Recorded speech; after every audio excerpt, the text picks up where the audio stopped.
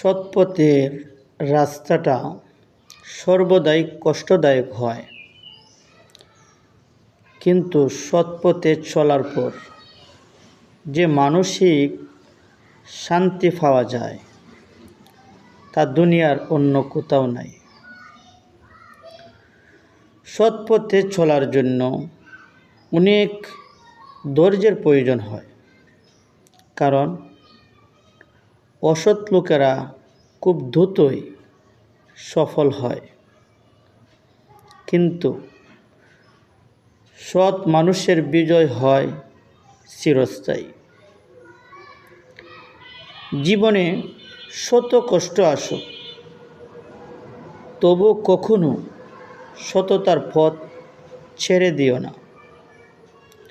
মনে রেখো, সৎ পথে পাওয়া দুঃখটাও অনেক সম্মানের।